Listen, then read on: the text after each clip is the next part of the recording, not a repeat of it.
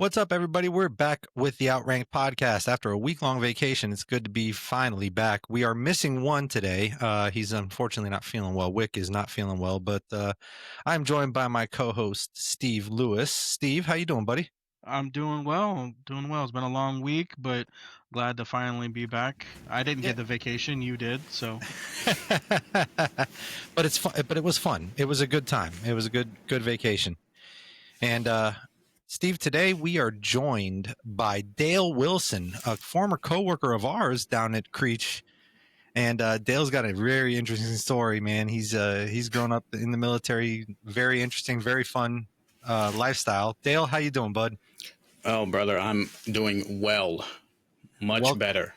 Welcome to the show, man. Thank you for coming on. Appreciate it. Thanks for having me on. I appreciate it. It's a big deal for me to be invited to somebody else's show. Like, this is like my second time only in the entirety of me being on social media to be on somebody's show. So it's like I feel honored to be here because it's a big deal for me. Well, thank you, man. And like I said, thank you for coming on. It's an honor for us to have you on, and we're gonna jump right into it. We're gonna get started with it. You know, where were you originally from? Where are you originally from? Where'd you grow up? So I was born and raised in Dallas, Texas, right? Born and raised. Didn't really venture around much or any of that stuff. I wasn't, born in a city and then raised somewhere else. None of that. I was just born and raised in Dallas, Texas. Went to all the, Dallas Fort Worth schools and all that stuff. The DFW Metroplex. And that's really it. Didn't go nowhere. Didn't do anything crazy. Just a basic stay in the same place kind of family there. So, how was family life growing up? Was it pretty good or? It was okay. I mean, I had everything that I needed, but without getting into too much detail, I'll tell you that things could have been better. But it's okay because I learned a lot about myself as a young person and how to achieve certain things and how to get to certain places. But it wasn't all bad. It was just, we'll say it's average at best. Nothing crazy. But it made you who you are. So you got to be thankful. Sure. You got to be thankful for all that. Look how you turned out. And you're on top of it. So I'll tell you this: my father was in my life completely until he passed away last couple of years. So I can say that if you're picking up what I'm putting down, as we used to say. Well, I hate that phrase, but you know what I mean. I hate it. Steve, what you got, man? So were you into any sports growing up?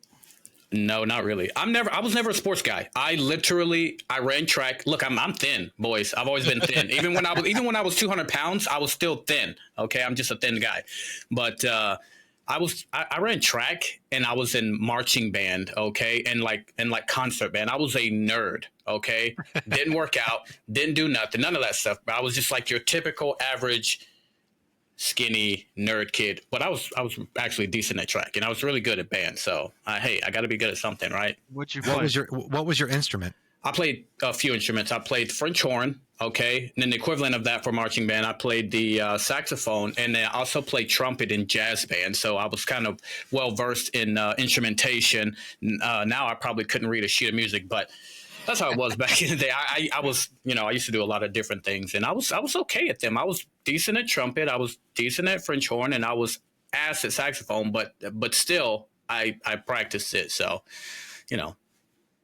Go ahead, Steve. What you got? I was just say he lost me at track, but had me at band. So, because I am not a runner whatsoever. I'm not anymore. No, I never really have been. I only did it because I had to. Facts. So, what kind of student were you? I was a good student.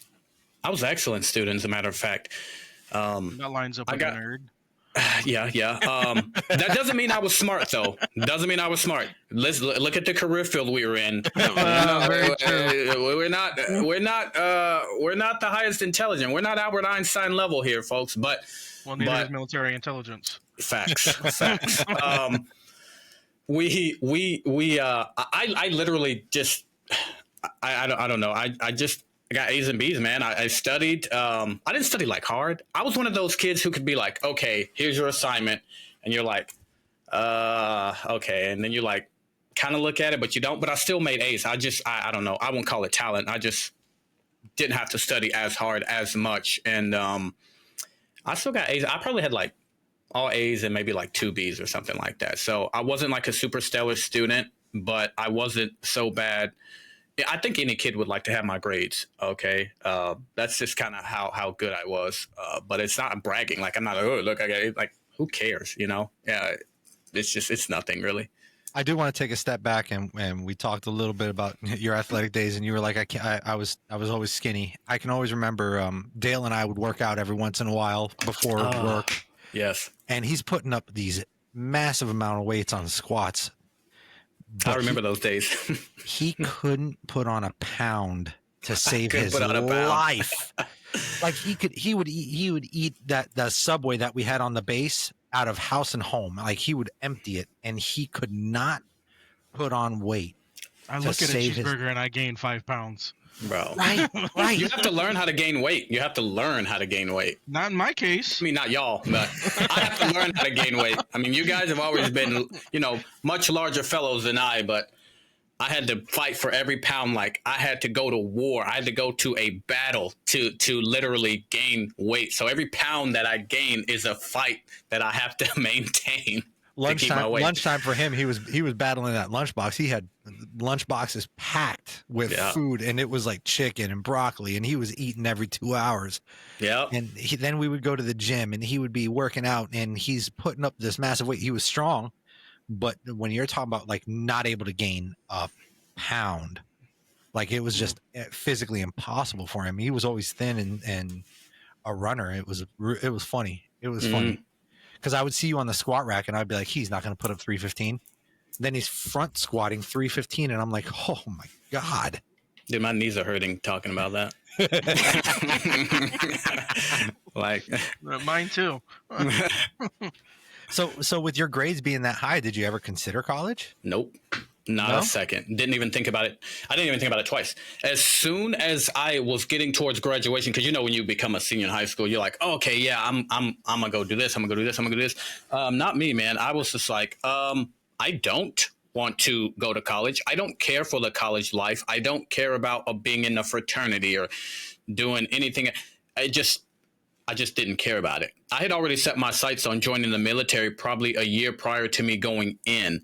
So, of course, like just to fast forward very quickly, I didn't go to college till well after I was out of the military. So, not fully, but we'll get there. But I just never considered college. I just never cared. Like some people like get ready for that college life and they're like, oh, I can't wait to go, live in this dorm and go talk to women or men or whatever, and I can go be in a fraternity and we can do all this, all this fraternity, Kappa Psi, whatever stuff. Never cared, never gave a damn about it. It just never interests me. It's like, oh yeah, you want to go? No, I don't care about your fraternity. I don't care. Kick rocks. We need Dale to do more dances though, like the Kappa Phi dances and stuff like that. I never got into that stuff. Crazy enough, because I was in marching band, you would think like a little bit of that stuff translates over, and yeah, it does translate over. But at the end of the day, I just never cared about that lifestyle. Never. Not once did I consider like, let me go to college. I mean, there was a split second, but that was because of a female, and you know how high school loves go. But yeah. So what was your I guess motivation to go into the military? Because I didn't want to go to college. No, I actually just wanted to join at some point just because I thought it was like a noble thing to do. I thought it was a cool thing to do. I thought it would be a lot different than what it is, but I wanted to. It's not like I wanted to be a part of something greater than myself. I'm not going to give you that line, and I don't want to say it's a BS line, but for some people it is. They say things to make themselves sound like they're better. I'm not going to. I don't have that. I'm not going to sit there and give you a falsified statement. I just joined because, number one, if I decided to go to college, I knew it was going to be free. I wanted that structure, and I wanted to do something that would last me for a while. I never intended on staying in 20 years or more. Never intended that. I intended to come in, do the things I wanted to do, and then get out. And in reality, I should have been out in 6 years, but it ended up being 12. But besides those other motivating the other factors I just told you, honestly, it was just because it was just something that I love the structure. I love the idea of the military, the uniform, the service, and all of that stuff. And some of that will get broken down, I'm sure, as we continue, but I'm not going to get ahead of myself, but you know what I'm saying. That's why we're sitting here today, kind of.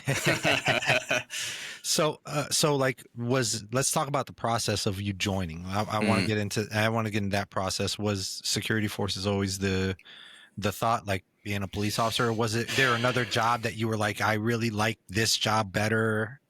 I mean, what was that like? No, bro, listen, I had like 3 recruiters. Okay. I went to see an initial recruiter. He was kind of in and out. He was an E7. And then I had another recruiter who was another E7 female. And then I had another recruiter after. They kind of all sat in the same, not the same office, but they were, I don't know how it works with them, because generally it's only like 1 or 2 guys in a recruiting office per service or something like that. I don't know how it works exactly, but then I got pushed to a senior airman. And don't get me wrong, he was high speed, everything. He was security forces. But when I went in there and I was talking to them, they're like, oh, what job do you want to do? And I didn't know. So security forces was not my first pick. It wasn't any pick at all. I just wanted to get in and go and start working and start doing stuff and being a productive member of the Air Force, right? So I didn't have like open general. No, I wasn't open general. I actually chose security forces after a while because I let my dumbass recruiter convince me. Okay. But I honestly, it wasn't my first pick, but it wasn't a pick at all. Like, it wasn't even in my head. I had no desire to go be a military police officer whatsoever. None, zero. It just happened to be that was it. And I thought it kind of sounded cool. And I got rope-a-doped kind of into it. But I did make the decision to choose that. So it is my choice. But to answer the question, to be short, no, it wasn't my top pick, or wasn't a pick at all. It just happened to be that choice that was available at that time. And I was so stupid and impatient that I just took it. And I guess the rest is history. But I'm glad that I did, because it taught me so much. You know, it's funny because Lewis and I were talking about this on one of the first episodes we did. It's like I had the option. I could have done anything in the military I wanted to, because I scored that high on the ASVAB. And they're like, you can do anything you want. And I was like, I want to be a cop. And they're like, no. You can do anything you want. Yep. I was like, yeah, I want to work around dogs. I want to be a cop. Oh, yeah, okay. Anything. Same, bro. Yep. And I was like, no, I want to work around dogs. They're like, so you like hard work and you don't like freaking weekends. You don't want to work the banker's hours. I mean, my recruiter, he didn't lie to me. He didn't bullshit me on it, so I'm happy about that. But like, when he was like, you can do, like, he tried to talk me out of it. So like, he's like, you can do anything. So wise he was. So wise. I think he was on his last leg anyways in Miami, in Florida. Oh, he was peacing out. Yeah, he was peacing out. And so he was like, you can do anything. Like he highlighted, like, that's the way he would say anything all the time. Anything. He was trying to tell you, man. He was trying to save you. He was trying to save you. Other than what you want to do. But yeah, he tried his best, man. But I mean, I was pretty stubborn at the time, and I was like, no, I want to be a cop. Yep. So I think I got asked like 20 times, are you sure? Are you didn't ask at all. They didn't ask me nothing, man. The dude was like, my recruiter was like, oh yeah, bro, you can be security forces, and just so you know, like, you guys, they deploy. Are you okay with that or whatever? And I'm like, oh yeah, cool, deploy, whatever, guns, like, and I'm so stupid, like, I'm so dumb for doing that, bro. But obviously, there were some good things that came out of it. I met y'all and stuff like that. So it could have been a lot worse. You know what I'm saying? Especially with deployments and stuff, which I'm sure we'll come to. But it just wasn't. It was just, I never got that choice. Nobody told me, like, hey, bro, think about it. No, the dude was like, oh, security forces? Oh, bro, sign here. You're in. You're in, bro, right? So when I go to talk to people, by the way, I talk to kids who are going to join. They're like, I'm thinking about joining the military. I said, okay, what service? And they're like, oh, the Air Force. I'm like, okay, have you considered the Space Force? And they're like, no. I'm like, only reason I tell people to do that because it's new. It's like a new thing. You might be able to make history or make some changes or implement policy or something like that, right? Something new. But if you're going to join the Air Force, right? I'm like, listen to me. Listen to me. Do not go for security forces. I don't care what the recruiter tells you. I don't care what the bonus is. I don't care what he promises you. I don't care. He's not going to have you. You're not going to be stationed in Hawaii. You're not going to be stationed in some nice base in Florida.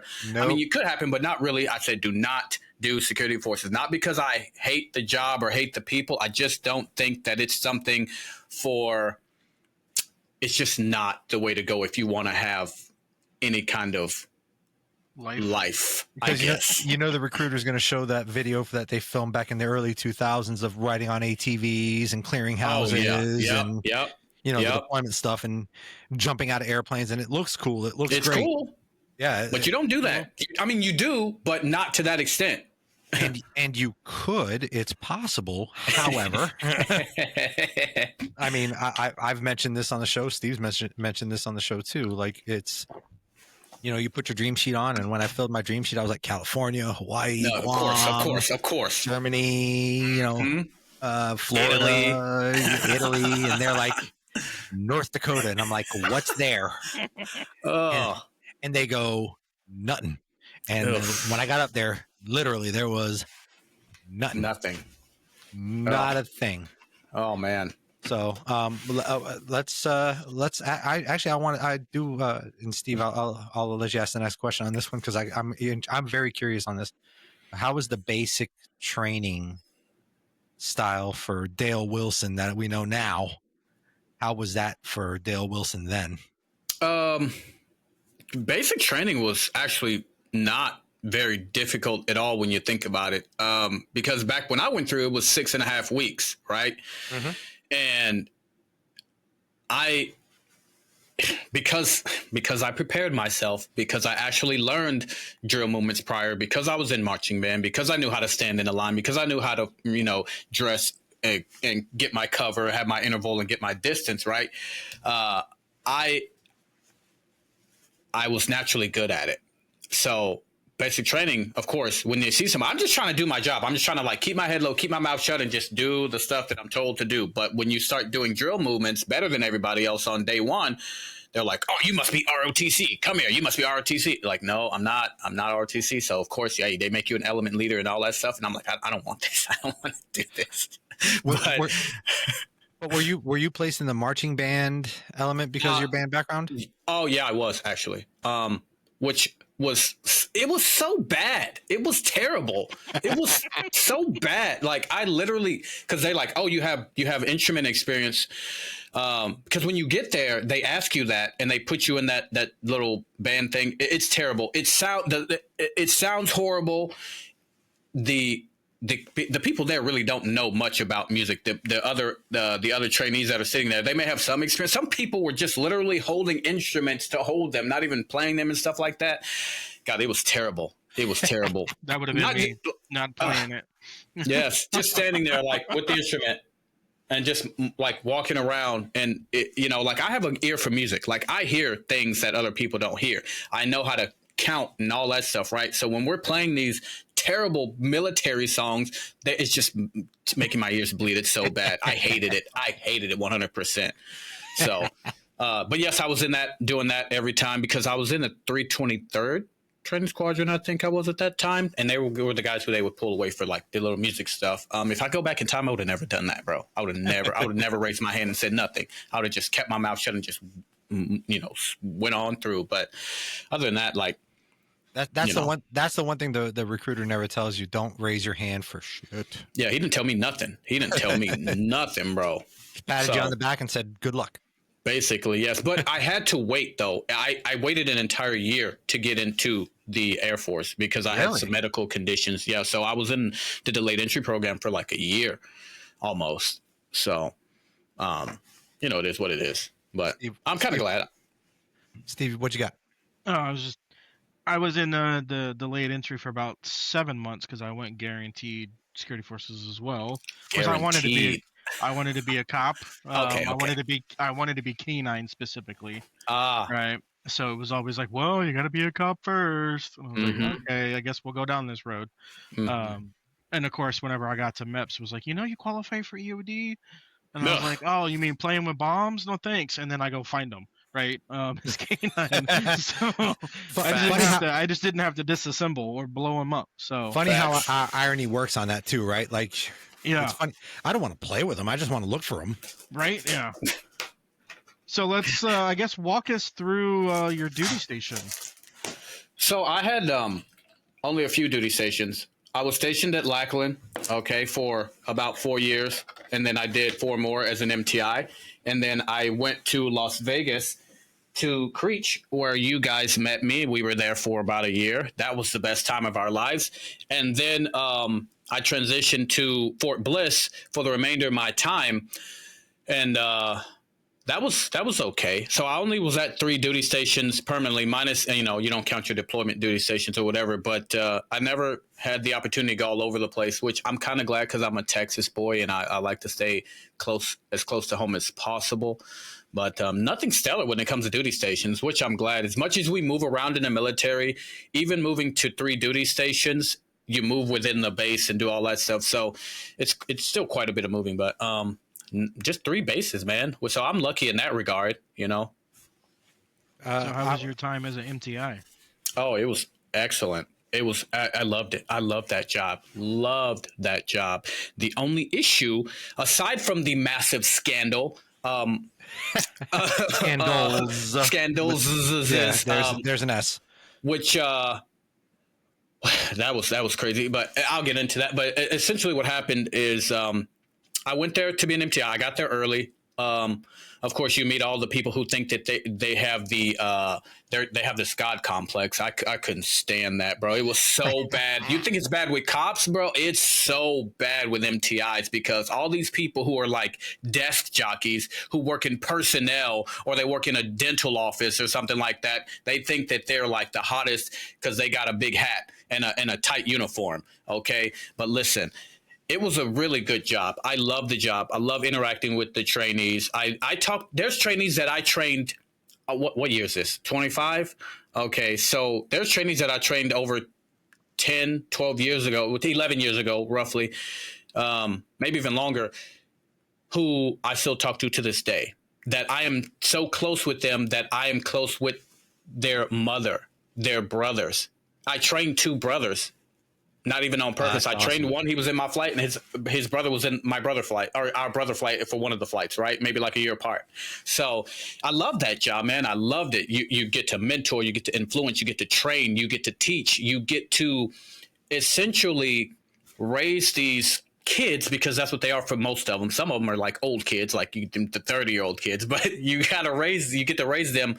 And granted, you got to stay within the regulation, of the Air Force, but you still get to implement some of your own ideas and things like that. And you get to influence these kids and you get to show them what it means to be a productive member of the Air Force. And you get to show them like, hey, you're coming here and this is the best. We're supposed to be the best of the best. Those people who wear those big hats are supposed to be the best of the best. And that's how I tried to carry myself. And that's why I love the job so much, because as much of a pain in the ass as it was to wake up and go to work and be there at 4:30 a.m. when you get done and, with your PT and you put on that uniform and you put that hat on, you have it's like a change of it's like a physical change. Now you're this, you should always be the professional when you're wearing that uniform, obviously, like you're on 24/7, right? You're an airman 24/7, right? Okay. Yeah, we got it. But when you wear that uniform, especially, that's the time where you should always be the most professional. So all that scandal stuff started happening pretty early while I was there, about a year after I was there. And I hated it because it tarnished the uniform. It tarnished the Air Force as an entire organization. And it was just so bad because the microscope was on us. It was so bad, in fact, that they told us, don't wear your campaign hats off base. That's how bad it was. Oof. Okay. And I definitely defied that order every single time because I'm not about to be ashamed because I didn't do anything wrong. Just because those guys decided to not control themselves, okay, and a couple of women, okay, because it's not just all the men. There's a couple of women thrown in there too. I can pull up the list right now. But there's just I was not going to be ashamed of what I was doing. Now, is that the smart thing to do? Probably not, but I'm not the smartest guy in security forces, so I'm going to wear my hat off base. So it is what it is. Hey, I do want to take away from something that you did say. It's like you, and it kind of translates over to what you're doing now. Mm-hmm. You wanted to make an impact, and you wanted to impact somebody's life. Right. And you that biggest takeaway there is like you took a job, that ended up being bigger than yourself as security forces, right? Mm-hmm.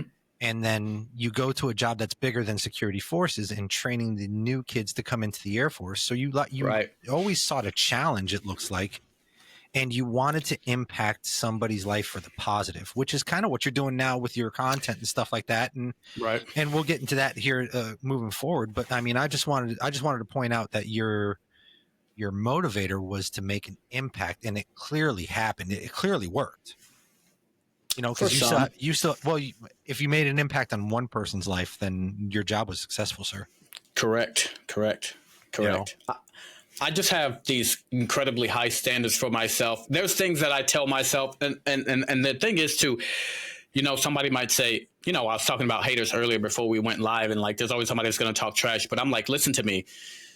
There's nothing that you can say to me, trash talker, that I haven't said to myself times 10 and worse. So, to be able to impact somebody and essentially change their life, it doesn't matter, if I'm in the military or I'm just some dumb game streamer on twitch.tv streaming. You don't realize the impact that you can have on people, and being able to work in that position and be able to impact people. I'm sure that there are people that are in the Air Force right now who I was their instructor, and I've seen thousands of kids pass through BMT. I barely remember what I had for dinner last night, let alone remember the names of these kids. I remember certain airmen and stuff like that, but other than that, the impact that you have, there are kids across the Air Force right now. It's like, bro, my MTI was Staff Sergeant Wilson, bro. He was short and he was skinny, but he was a dick, bro. He was so mean, bro. He used to stand on chairs and yell at us and stuff. Like, I mean, but the impact is so it's you can't really calculate the size of that impact. You know what I mean? So I'm thankful that I was able to do that, and it means a lot to me to have somebody, because I get an email occasionally when somebody finds out my email, or where they see me online and they're like, oh, hey, you were my MTI, you did X, Y, and Z. And I'm like, holy cow, I don't even remember this kid, but they send me a positive message and say, hey, sir, thanks for doing this, thanks for doing that. And that's really the big thing, to receive a thank you, because I don't do social media for money.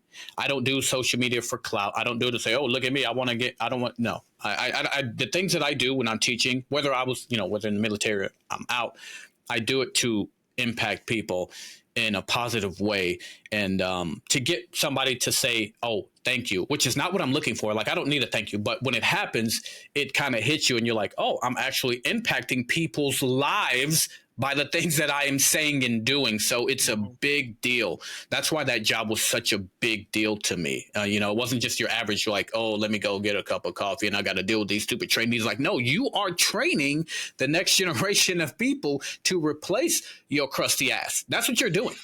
Okay. That's what we do. We train our replacements. Before Steve asks the next question, I just wanted to ask one thing. When you were a kid, were you kind of like reserved? Yes, very much so. So this is kind of like an opposite of your personality, where it got to come out a little bit and you got to come out of your shell. Yeah.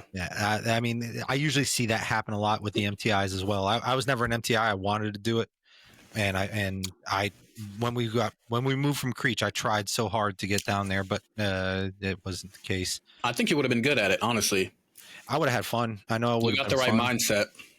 And you're kind of like what you said, right? You're training the future generation to sit there and pass the torch on for something that was big for us, to be bigger than us. You know, like, right. You got to think about it. You could be training the next, for who knows, Medal of Honor winner, or you can be training the next Meritorious Service Award winner. You could be training the next general that goes through a commission at some point. Yep. Or the next command chief of the Air Force. Right. So you never know who you're impacting and who's coming up, because those are the people that everybody started at basic training. Mm-hmm. Yep. So I mean, that's just one of the things, and your personality, your personality probably shined a whole lot more. Who you really were when you weren't reserved shined a whole lot more when you were in training. Yeah, I mean, I'm generally a reserved person. Even now, so much like I don't really put my, like, people see me online or they see me doing stupid things on my Twitch channel, and that's like my personality. But I'm kind of still a reserved person. Like, I stay to myself. I go out when I have to, mainly because the sun is out and it's hot. But I'm generally, I stay to myself, really. So I'm still kind of reserved, but I think I have the capability. Some people tell me, like, because I can go to a random person and start talking about anything randomly. A lot of people cannot do that. For some reason, like, it's difficult for them to do that. And they're like, oh, you can talk to people about this, or hey, you must be, this kind of extroverted person. I'm not. I'm very much to myself. I just happen to be able to have a conversation with people, and I'm not like all, because like people who are mainly introverted, like kind of like, oh, shut down. They're kind of like, oh, okay, well, I'm just gonna go about my way. Like, I don't know if it's because I taught so long in the Air Force. Like, my whole, like, I was in for 12 years, and 8 of those were in an instructing kind of capability or capacity. So I don't know what it is, but I just stay to myself now. But I've always been kind of reserved, but I have the ability to expand and be this extroverted person if I have to be. Not even forced. It's a balance. It's a balance, right? Right. It's a really good balancing act. Like, it's not that you're unsocial. It's just that you're more like, when you have your own time, you want to be more you and in your own space. And when you go out, you have no problem socializing with anybody. Right. Steve, what you got, man? So you did your time as the TI. Now you're making your transition out to Creech, right? So were you non-vol, or did you volunteer for that position? I volunteered because 4 years of teaching wasn't enough for me. I wanted to continue to teach. And when I got to Creech, look, you boys were there before me, okay? Now I want you to listen to me very carefully. Upon my arrival at Creech, the minute I walked into the office, I knew it was a shit show, okay? I knew it was a shit show from the senior at the time, to the captain, to the chief, to the major, okay? And look, I don't know what kind of relationship y'all have with them, okay? And I'm not knocking you if you got a relationship with any of those folks. That's awesome. But they can kiss my backside, every single one of them. You know why? I mean, we'll get into that if you like. But hey, this is not my show. But I will tell you this much, brothers. I will tell you this much. The moment I walked in there, I knew it was a shit show.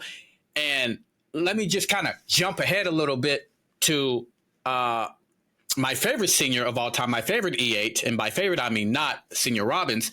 This man is a moron, okay? Don't care what nobody says. Don't care if you like him. Don't care if you love him, hang out with him. And I'm going to get into why. But before, I'm not going to step on y'all's toes, because y'all are the host. I'm just a guest. Now, listen, I'll tell you this much. I'll tell you this much. This man had me doing things like lessons and stuff to make me a better NCO. And guess what? They were already done when I was an MTI, because I was already ahead of the curve. You understand me? I was already ahead. Okay. Already there. I'd already done all those little like leadership things and all that, do these tests and take this. I'd already done, like, this is how you be a better leader, and this, take this. I forget what it was called, but I'd already done that. It was already done. And he was trying to have me do it because he failed to do his job and actually look at my record, and just decided to just try to push me to do what the other NCOs were doing, but they weren't on my level. And I'm not saying that to say I'm better. They were not on my level, but we're going to get into that as we, as I'm sure you guys will lead me there. But I will tell you this, arriving there, I knew it was a shit show from the beginning. And I was like, damn, I really like Las Vegas. I really love this area, but I can tell the leadership here and the caliber of the NCOs that I'm with, not all of them were trash, but a lot of them were. Okay. The ones that I worked with day to day, for the most part, were great, minus 2 or 3 here. And I don't mind name dropping, because I don't give a damn. If people don't like what I got to say, they can come see me. Okay. They can come see me. Okay. Cause I don't care. As you know, I'm not trying to, what is it called? Smell my own farts here. But I will tell you, y'all know the series I do on YouTube, I name drop. Yes, sir. Because I don't give a damn. Okay, I'm not catering to nobody. I'm not trying to shield nobody's feelings. I'm not gonna get into that. This ain't my show. But walking in there, shit show, brother. Shit effing show. Okay. Nice area though. And nice area. Yeah, the area was great. I mean, I thought the area was great, and overall, I mean, I think the caliber of people for the most part, like I agree with you. The caliber of people for the most part was amazing. Yeah, for the most part. I personally do not care for that one senior Robbins. Nope. I didn't care for him. I don't think for those of us that were there longer, nobody. Well, I mean, we'll get into that. I mean, but for the vast majority of us that were seasoned and good NCOs, yeah, sat there and were just like, this is just ridiculous. Yeah, because I know y'all got it worse. Yeah. All the E6s, and I know y'all got it worse. And then a couple of E7s that we had come out of nowhere. Damn, what was it? I just talked to him the other day. It's like Sergeant Martinez and people like that. You know, love that guy, by the way. Yeah, love that guy. I did too. He was treated so poorly. Oh, they treated him so poorly. And he was one of the best senior NCOs. Facts. I mean, he was a badass. He was an E9 in the making, you know. And, oh yeah, brother. And he acted that way. He presented himself the right way. Yes. Yep. He treated everybody. It didn't matter if you were the lowest ranking airman there, or the major, or even a general coming through. He treated everybody with respect. I love Master Martinez. I mean, he was awesome. He was awesome. Yep. One of my favorite NCOs out of my whole career, man. And just an overall good dude. Yeah. Just a good guy. Yeah. You know, I think he just sent his son to college, as a matter of fact. He did. So he did. I'm still friends with him on Facebook, and I talk to him every once in a while, and he's such a good dude. Yeah. I'm actually probably going to end up flying out to Colorado to go see him at one of these days. So. Oh, you should, and you should tell him. I would love to have him on the show. I want to hear his story too. I mean, I would love to talk to him. Because I'm sure he's got some good stuff to talk about. Ranger Martinez, bro. Ranger Martinez. Steve, what you got, man? I'm just still stuck on the shit show. It's gonna get even shittier, brother. So, I'm gonna go ahead and defer back at the moment. Okay. So you kind of mentioned a little bit about the scandals that happened in BMT. And you had some of that, and you kind of saw the way that Creech was being run. And honestly, I don't put the blame on the captain and the major. I put the blame solely on that senior, because he thought he ran. He thought he ran. You know what I'm saying? The senior Robbins thought he ran the whole show. Yeah.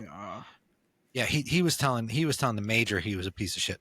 And honestly, it wasn't the major's fault at that aspect. Where the major could have done a little better is probably rein in said senior and be like, no, I got the leash on you, dude. You don't got the leash on everybody else. Yep.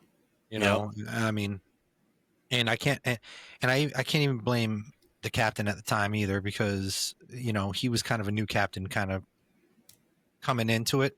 And not being guided the right way by the people he should have been guided by. Yeah, I can see that. You know, I can see that. I mean, that's just my personal opinion on it. It wasn't them, and you know, those two. I think it was more coming from Senior Robbins. Yeah, I would say it was kind of a combination of both, because there was times where I would watch the captain. See, the major was kind of like in the background. He should have been more active and things like that. He was kind of like this kind of jock kind of type character. That's kind of what he reminded me of. And I just didn't understand. Like, they had this like good old boy system, like him and the captain and all this stuff. And it wasn't just like that. Like, you feel like, okay, leadership. Okay, cool. They're doing leadership things. But it felt like it just felt like kind of like a who you know kind of thing, you know what I mean, between the captain and the leadership. And it wasn't so much focused on us, when it should have been focused on us as the ones who were doing all the work. But I just felt like the impact from Captain May at the time and the senior and the chief, like they treated a lot of folks very, very poorly, including Rafael over here, treated poorly by the captain, especially when we were closing down. I couldn't stand it. I wanted to hit him with a fucking sledgehammer, and I hated it. So that whole, like, even from beginning to end, like the best time at Creech was when we were actually in the field doing shit with the fucking troops. Sorry, I did not mean to drop that F-bomb. You're good. You're good.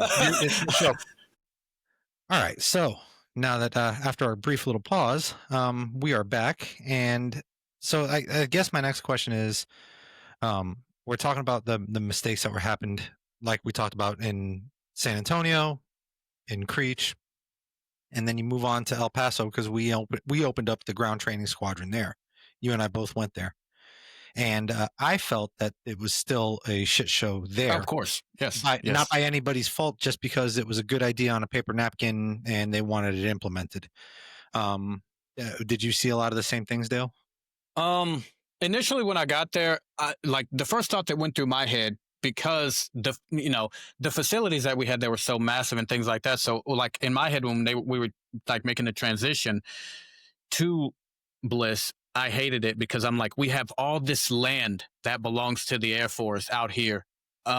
Is it cheaper for them to build buildings, or does it make sense for us to travel, to back to Texas and go on an Army base? I never understood the ideology behind that, but that's not for me to understand. But as soon as I got there, yeah, it didn't make sense to me. I mean, we had free range. We could have built facilities or did whatever, but I guess it was more cost effective to ship a shit ton of troops all the way over there instead of doing whatever. Hey, I'm not the money man, okay? But when I got there, man, it was just, it was kind of like when I arrived as an MTI. As soon as I get there, I see the amount of, because you have reservists there, you have guard, and you have active duty all in one unit, kind of, because they had like these two separate units, and you can't tell me what to do because I'm part of this unit kind of thing. I'm like, okay, whatever. But it was kind of a shit show too, because it was so unorganized. It was so messy. There were so many egos. And look how many times, just in the time that we were there, we went from like, we did our field ops and stuff like that, but then that changed.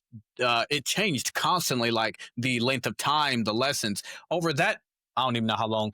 Let's see, for the maybe 3 years that I was doing that, literally we had changed curriculum like twice. And I'm like, why are we doing all these changes? It doesn't make sense. Like, we're just changing for the sake of changing. Things are unorganized. We got scandals going on. We got tech sergeants. What do you call it? Blackmailing chiefs. We got colonels out here babying freaking staff sergeants, running around doing all kinds of things. And don't get me wrong, a lot of these people that I'm talking about, I actually like. I actually have respect for, but they still made a lot of mistakes, but we'll get into that. But it was a shit show. You're right.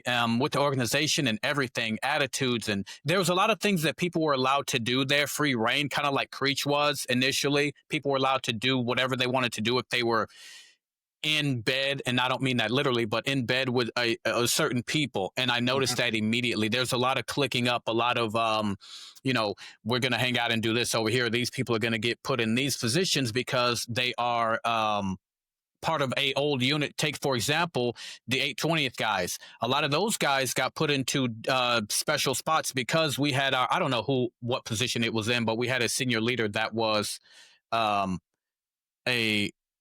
he was 820th, right? So his 820th buddies got put in cool spots, right? And I'm not attacking them for that, but it's your typical good old boy system. It's everywhere. But in this case, it was painfully obvious because it's like, okay, this person got put in this position. Like, who put them there? Oh, this person, the senior or whatever. And he was also 820th. So you've seen a lot of that. And it's not just that, but when we start breaking down like each of these time periods with these senior NCOs and these NCOs and these officers, you start to see a pattern of the good old boy system, just like it was at Creech.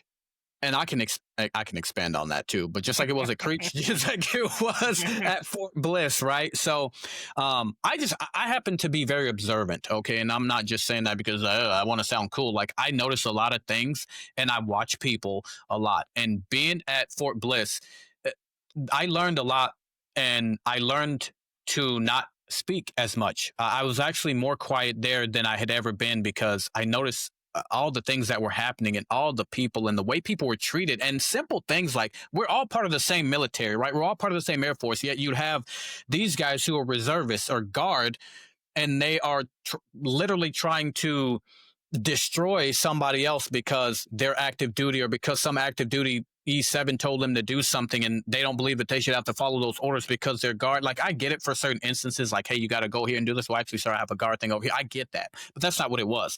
It was an attitude like, I'm better than you because I'm in this position, or I've been here at Fort Bliss for like 4 years already, so you can't tell me anything. Like, there was a lot of that going on with a lot of the guard guys or reservist guys or whatever they were. A lot of that was going on, and those guys get moved up in position because people retire and stuff like that, and they get a little ego trip in their heads, swell, to gigantic proportions, thinking that their shit don't stink. And let me tell you something, for all you big heads out there, your shit stinks. Okay. So I mean, it is what it is, but you're right. It was an absolute shit show. And even up until the time that I got out and became a civilian, which was even more of a shit show, but I'm sure we'll come to that later in the show. So, yeah. And so one of the things that I saw logistically is like, we had to go through the Army to schedule ranges. And if you didn't schedule within a certain amount of time frame, you weren't getting a range. Facts, to bro. go train. And it's like, you wouldn't free in the whole, we're part of the same team, although we wear different uniforms. We should be helping each other out, but there was no helping. There was no networking or relationship building at that time. We had to do the relationship building and the networking if we wanted ranges. Like it would be you, me, and another senior airman going over talking to an Army master sergeant, and they're like, "Who the hell are you guys?" And we'd be begging for a range because we got training going on, and we build a relationship with them. But then it takes one other person to screw up the range. Yep. Because we're not the ones out there, and then they screw up the relationship for us because we go back to them going, "Hey, we need that range again." Well, last time you guys left it a mess, and we got in trouble. Yep.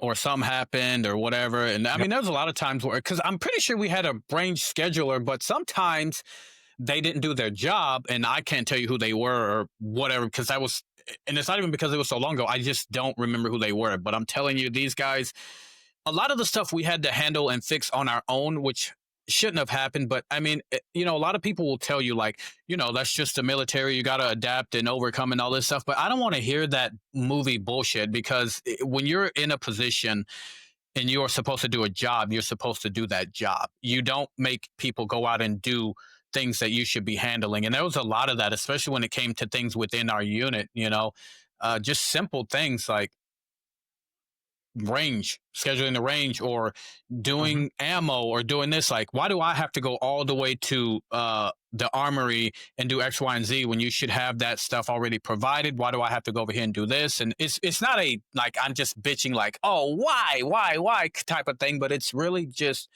things. If things don't make sense, I would call them out, which is why I got in trouble a lot. It reminds me of a conversation I had with Senior Robbins, which I will definitely tell you about if you like when we get to whatever. But I had a conversation with him about stuff like that, and I laid into him and let him have it. But that's besides the point. Pause on that. But anyways, yeah. So it was a shit show, and things just didn't flow right. They didn't function right, and I've seen units in the military that function very well, and we were not one of them. We just weren't. We're supposed to be, we're security forces elite. We're out here teaching combat skills, but we can't even figure out how not to be infidels and cheat on our significant others within the unit, and then blackmail people or do other things. So it was. Whew, I mean, I'm sure it's worse in other places, but it was bad over there. Yeah. Steve, what you got, man? I definitely bring a different perspective to Bliss than you guys, because I had the luxury of not going to Bliss, but I did go through there a year later, right? Because I was part of the shutdown at Creech, and I had actually gotten moved from the K9 position to S4, which was terrible. I will never do that job ever again. Yes. Oh no. All my logistics officers out there, good for you, not me. But because I spent, months doing all of that requisition for Fort Bliss, right? Sending pallets and pallets and pallets down there. Well, then I PCS, mid 2015, and then 2016, I'm up for a deployment. And where do I have to go for pre-deployment? Because God knows 4 years of pre-deployment trading wasn't good enough. They weren't willing to waive it. You got to come see your old buddies. So I go down there, and I had worked with all the instructors previously, or they all came through as students. So, so I got down there, and it was like, when I got to Creech, it was a shit show, but there was a certain level of, I guess, allowance, because we were in a rebuilding phase when I first got to Creech. Because we were coming off of the old system, with the whole Pantygate scandal that happened a couple of years before I got there. And so we were transitioning out of that, right, and getting into a new system. And so being part of that was one, great, and two, we had a lot of the flexibility. So by the time I left Creech, with the structure that we had for the students, I thought was phenomenal. Internally, still a shit show, but the structure we had for the students, I thought was fantastic. And then I get down there, and there was like, to Fort Bliss, and there's like zero structure. I'm like, all right, I'm like, you couldn't have adopted something that was already working? Nope, sure can't. So yeah, so I spent the entire, I guess, week and a half, 2 weeks I was down there, just like, this is stupid. Why am I here?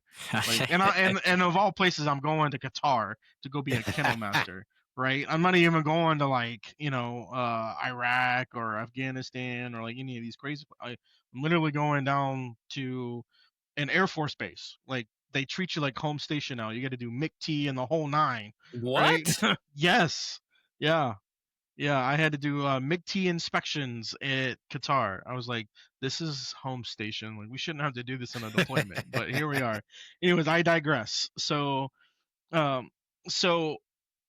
kind of talked a little bit off camera, but what kind of led you to making the decision to get out rather than staying in?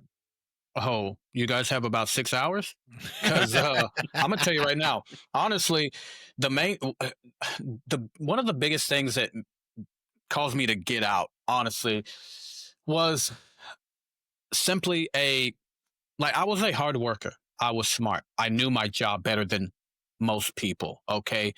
But because I didn't check certain boxes or take irrelevant classes and do things like that, I wasn't looked at later in my career as somebody who was being a good NCO, being a well-rounded NCO.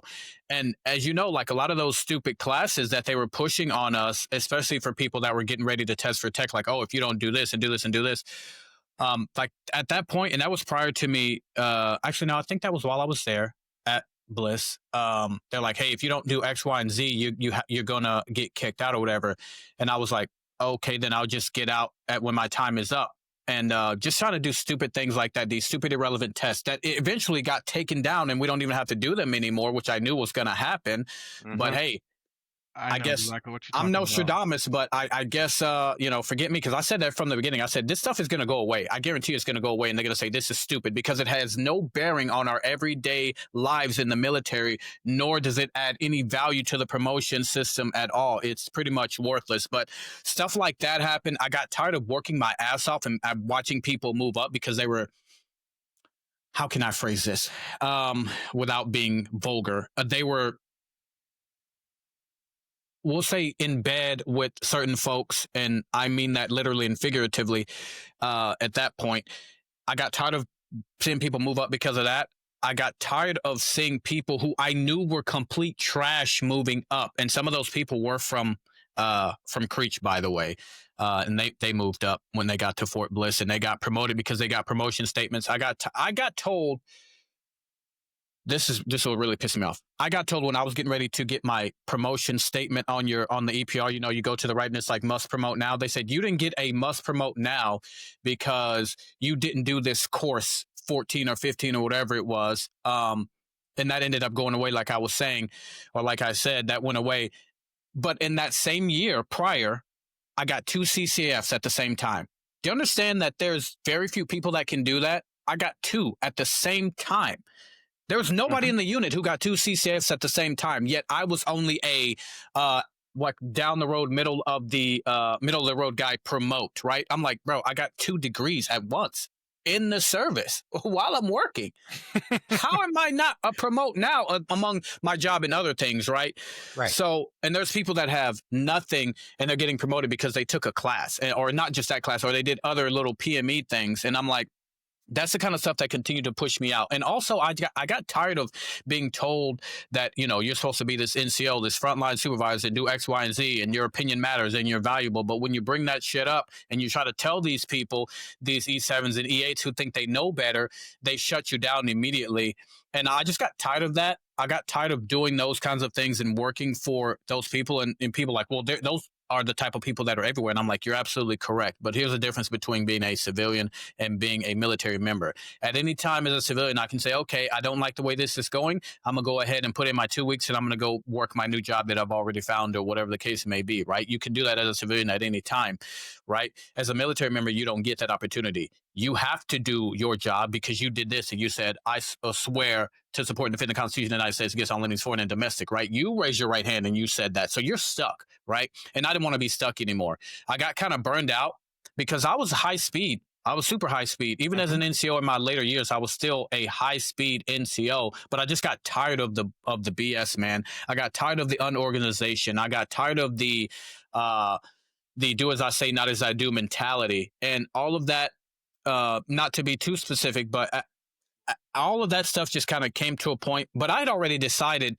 that I was going to get out after I was done at Fort Bliss anyway. Like 2014, once Creech was like kind of shutting down, I was like, yeah, I'm probably just going to get out because I'm just done with it. I'm just done with all of this stuff, which kind of brings me back. I told you I had a story about Mr. James Robbins here. One of the main issues, like he was one of the deciding factors that I was like, he's not the only senior NCO like this. There are a lot of senior NCOs. This man, like when I got there, I'd been there for a few months and I was basically being treated like I wasn't a prior instructor, like I didn't have any knowledge, like I was a brand new instructor coming to Creech. And I'm like, I asked him, I said, hey, sir, do you have a few minutes? I want to talk to you. And he was like, okay, yeah, sure. So I came in and I closed the door. I closed the door. He didn't tell me to close the door. I closed the door. And I sat down. And when I'm talking to somebody, I sit on the very edge of my chair and I get really close to them, right? And it's just a technique that I've learned over time. There's a lot of techniques that I've learned about interviewing people and talking over time. And I scooted kind of close to him and I said, sir, I don't know what you think or who you think I am, but I'm not like the rest of these guys out here. I'm not like the rest of these NCOs. I'm not a fucking piece of shit. These are my exact words, mind you. My exact words to the senior. I said, I'm not a fucking piece of shit. I'm an MTI. Okay. I've been teaching for 4 years. I'm a better instructor than these guys. I can tell you that right now. So I don't know what you think, but I'm not one of these other guys out here. I don't know what you think. And his face was so priceless because he did not expect me to say that. And he didn't expect somebody to go in his office. And I didn't really get in his face, but I got pretty close to him. Okay. And that was the point, to tell him, like, I'm not these guys out here. Don't treat me like I'm a piece of shit. And that's what I told him. I said, don't treat me like, if you want to flex your stripes, I get it. You're the senior. I get it. I'm not against following orders or do whatever I have to do, but I'm not going to be treated like a piece of shit. And that's what I told him. And he was like, oh, Sergeant Wilson, I don't think you're a piece of shit. You go fuck yourself, dude. Like, you're a piece of trash to me. Like, I don't like you. I don't like you at all. And the reason, a part of that too, is not just because he was a senior EA. Like, I didn't care about his rank or any of that. If you know anything about Senior Robbins, you know this man likes men. Okay. Now, while that's not an issue in itself, the issue comes from the special treatment of people that were like him in the unit. Okay. All the people who were, we'll say LGBTQ for brevity purposes. Okay. Now, I don't know what y'all saw. Okay. But when I was there, every person who identified with something in that area, they were treated a little different than everybody else by him. Okay. That's just what I think, okay? And I can start dropping some names, okay? But I might save it for my own YouTube channel. See, when we start talking about this stuff, I've seen all your other videos and all your other guests on here, and I'm gonna tell you right now, none of them are talking like I'm talking. Okay, None of them. They're not talking like I'm talking. I name names, and I don't give a damn. Okay, what anybody got to say? If y'all don't like what I'm saying, and this includes, and hey, this is a PSA to everybody that I'm talking about, including the former senior. If you don't like it, you can come see me, brother, but you won't. Okay, but anyway, the only thing you're seeing is, you know what? Let me stop. Anyways, all I'm saying is there were people that got treated better and got special treatment because they were part of this kind of gay community thing. Okay. And that's not me being against or attacking anybody that's a part of that, because it has nothing to do with anybody except for the people that were there at the time. And I think that if there was anybody else that were on this panel from Creech and they were in that unit with us, they will tell you that I'm right. And I didn't like that at all. I hated that people were treated better because they were part of a clique or a group or something like that. I never understood that. And I used to call people out all the time. In fact, I remember a time where I called out a tech sergeant. I think his last name was Dishner. You may have heard of him, right? I don't know. But he was not one of my favorite people. You know, he used to always preach about being an NCO and tech sergeant and this, that, and the third. But listen, brother, you're not going to tell me about anything because you don't look the part, okay? You're not Air Force material because you made that rank, buddy. You just got lucky, or you're just a smart guy. Maybe you got picked on in high school, okay? I don't know what it is, but I said something about a correction that I corrected him on something. And later on, the senior came to me, Senior Robbins, and he was like, well, you shouldn't be saying this or you shouldn't be saying that. And somehow he started talking about the way I was looking and stuff like that. At that moment, I could have ended my career because I could have filled his face full of uppercut. But I chose to be a NCO and just keep my mouth shut. And I was like, okay, roger that. You know, roger that. So the man's a piece of trash, in my opinion. You wouldn't have been the only NCO that ever made that threat. You know what? I believe it. I believe it. So just senior NCOs like that, when you have, like, I thought maybe it's just me. Maybe I need to shut up, you know? But hearing that, I know that I couldn't have been the only one, and now that just kind of verified that for me. No, Dale, I'll be the, because he's a little very reserved on it. Steve Lewis has made similar threats. I believe it. To James Robbins, because I'll never forget it when it happened, and I was literally right outside the door listening to it going, ooh, this is interesting. Because it was when he was moved over to S4, and he was about to be moved over to S4, and you know, Steve and I we were the two tech sergeants that were there along with Carol. Yeah, you guys did my training in classes for a lot of that shit. Yep, and we had walked over for a meeting, and Steve Lewis had closed the door before I walked in, and it got interesting. It was not a quiet conversation. No, it was not, and popcorn should have been popped at that point. I was like, "Ooh, this is fun." But I mean, you're right. People were treated very differently because of whatever group they belong to, and I'm with you. It's not and it's not a knock on anybody for what their belief is or what they identify as. It's not a knock on them, because that's who they are. It was the special treatment that was given by somebody else.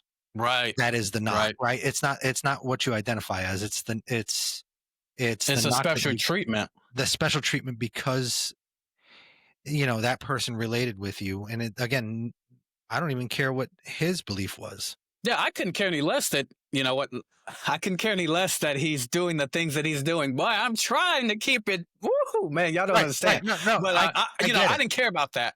But other stuff, and that happened a lot too. And it wasn't just with that specific component. It was also within other things too. People who were like trying to be friendly with the commander or be cool with the captain and things like that. A lot of that stuff, a lot of people got treated very poorly, and a lot of people got treated very well based on like grouping and clicking up. And because I was so outspoken, I didn't really fit into those points. But aside from that, really, I didn't have any issues with many of the, you know, staffs and techs other than, you know, a few. I had really big issues with leadership and the way that, you know, things were going. And some people who were like in charge of certain things, like I'm going to tell you right now, who was that fucking dumbass that we were with wore glasses. Oh, Kutcher. Hey, if that's y'all boy, that's y'all boy. He's a fucking moron. Hey, I hope he's watching this. You're a moron, brother. You're a moron. Don't want to talk to you. Don't care about your opinion. You're a fucking moron, dude. But listen, he was a poor tech sergeant. Terrible. Terrible. Look, I'm going to tell y'all something, okay? And we can go to the next question, but I'm going to say this, bro. Look, I hope he watches it too, because I don't give a damn. Look, we had Sergeant Weiss, right? Mm-hmm. Loved Weiss. Loved him. Loved Weiss, right? Way smarter than what he got credit for at Creech, okay? Yeah. Way smarter. Yep. Way smarter. Loved the dude. I talked to him all the time, right? Weiss, we had Mindoro. We had, I don't remember who else was at the front. Who else was sat up there for? I don't remember. But we had those two that I remember off the top of my head. And I didn't have any issues with those two guys personally, but it was so bad there because people were not empowered to be NCOs. If I'm an NCO, I should be able to tell my troop whatever. If I'm a tech sergeant, I should be able to tell my staff sergeant, hey, you can do this, take the day off, you can do this. And, well, why'd you do this? Why'd you do this?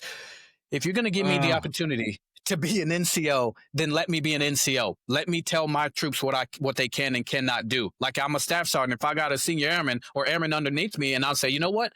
Y'all go ahead and take the day off. We don't have much going on. I shouldn't have an E7 coming up to me saying, well, Sergeant Wilson, why did you give these guys a day off? Because I'm an NCO and I have the authority to do so.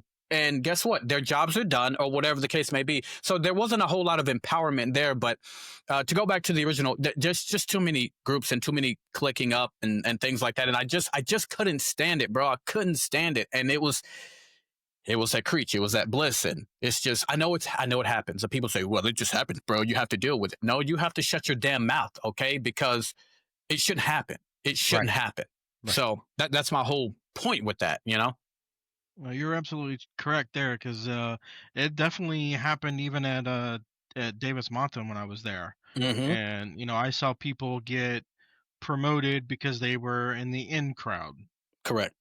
And here I am. I'm like, I'm busting my ass. I'm getting awards, and I'm still not getting promoted. Yes. And like, I know some of that is, outside of our leadership's hands, but a lot of it isn't. Yeah. Because we don't know what the big Air Force is looking for. Right. Certainly not what I had. That's for damn sure.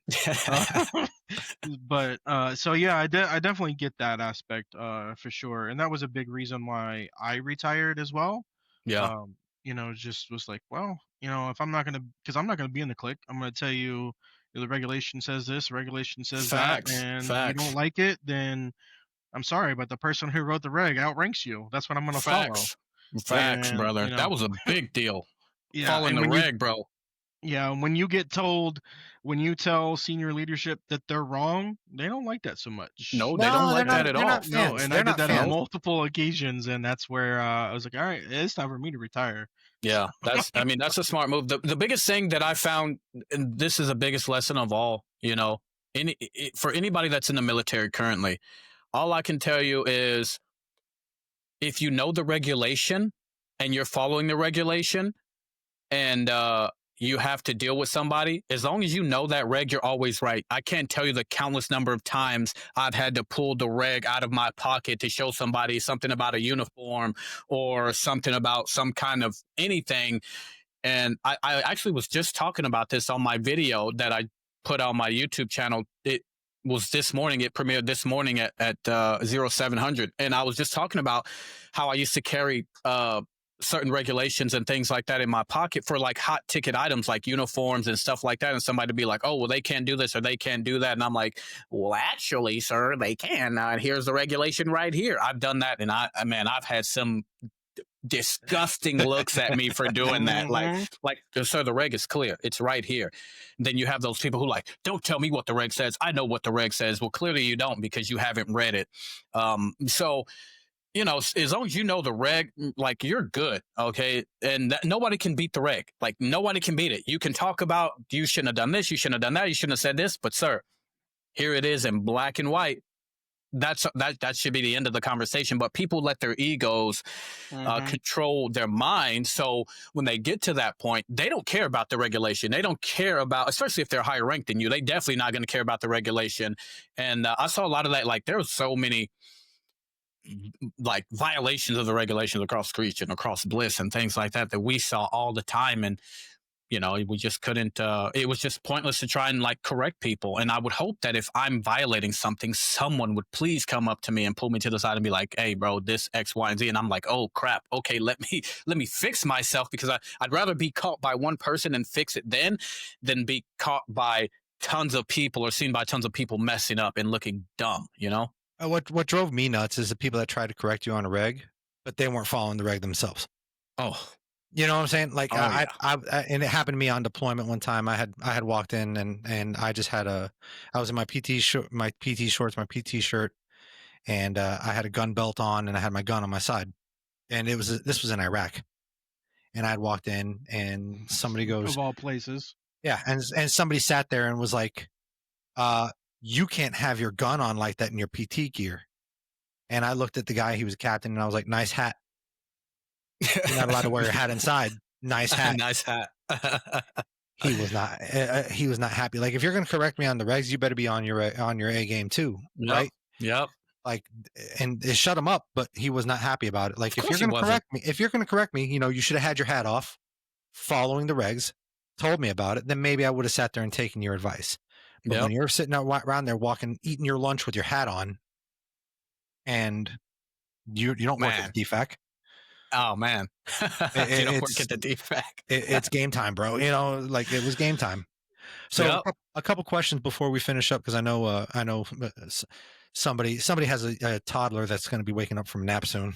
Very soon. I'm actually looking. I'm actually trying to get into the camera to see if she's awake yet. So just to finish up,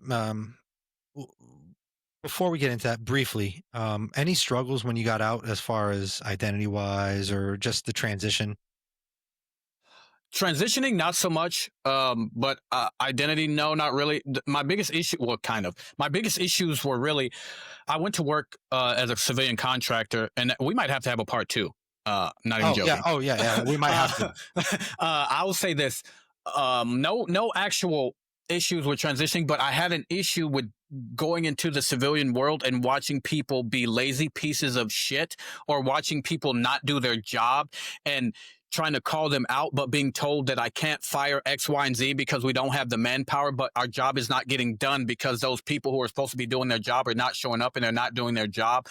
I couldn't stand that. I'm like, y'all are bitching and crying and pissing and moaning for nothing. You don't even show up to do your job, and we're not firing these people. We're not letting them go. I had to leave that job because it was so garbage. We're going to have to do a part two so I can get into that part post-military career and talk about my other civilian jobs that I've had, my contracting, because that's a whole mess of things.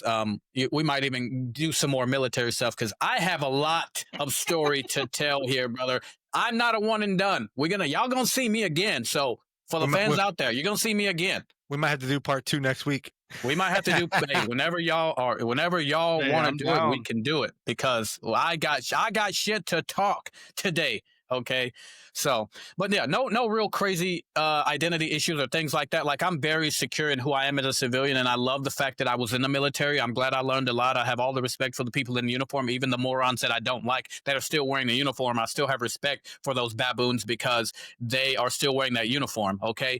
So, you know, to put it plainly, I am very secure in who I am as a civilian, and I'm really happy to be a civilian, and I'm thankful that I did my service. But I will tell you this, it's still difficult sometimes as a former military person to go out in the world and you see that people are just like lost and just, they have nothing, like their heads are empty. I'm just like, y'all need to do something with yourself. It's like those people that go to Walmart or some Target or whatever and they just drag their feet all over the store. I'm like, bitch, I got stuff to do. You got to move. Like, they have no purpose. Crazy. Yeah, it drives me up the wall. So, you know, I have those like issues just because I was in for so long, and have my mission. Like when I go to do something, it's a mission. If I'm going to pick up kale for my rabbit, because I have a rabbit, by the way, if I'm going to pick up food for my rabbit, it's literally on a mission. I'm going to get this. I'm going to do this.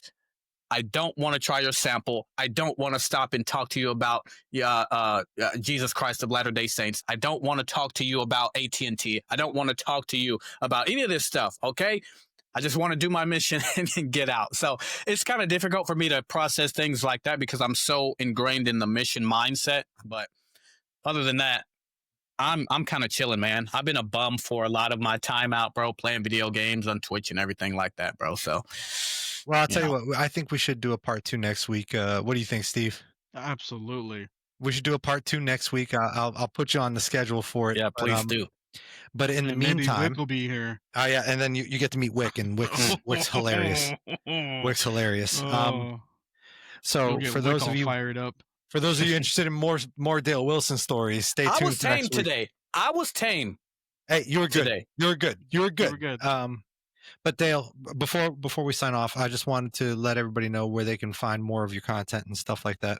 So for those folks that want to see any of my content, I have 2 social medias that I really am on. Well, really 3 if you count x.com. If you go to TikTok, I'm on there as Sigma Prime CMD. That's all one word. Sigma Prime CMD. I'm sure maybe you'll put some words or something. I don't know how you do it, but that's for TikTok. And then my YouTube channel is called TOC Space Armamentarium. Now, that's a long word. And if you don't know what armamentarium means, then you need to go get yourself educated and do a Google search on what that word means. Okay.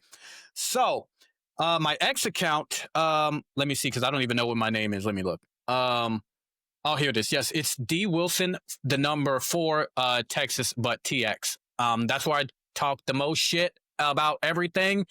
And I'll save what I'm thinking for part 2. I'll save what I'm thinking about doing for part 2. So yeah, those are all my social medias. And I'm sure there's some links on there somewhere that takes you to my other social media somewhere. So for you social media savants, please go there, follow me if you like, or talk shit. I don't care, whatever. But those are my 3 socials. And for us, you can find us on the Outrank Pod on Instagram, the Outrank Podcast on Facebook, and we are also Outrank Podcast 1, the number 1, on TikTok. And thank you guys for joining this week. Dale, thank you for coming on. Oh, I appreciate it, brother. And like I said, we'll schedule you for a part 2. I'll put you in there for next week. I can't wait for you to meet Wick. Well, now everybody knows what to look forward to. So, and Steve, go ahead and send us out, man. All right. Well, don't forget to follow us, like, and subscribe, on all the channels that Raph just mentioned. Thank you again, Dale, for coming on. We look forward to seeing you again next week and hearing the rest of the story post-military, because we talked a lot about military, which is, one of the things about this show. So for everybody else, thank you for joining us, and we will see you next time.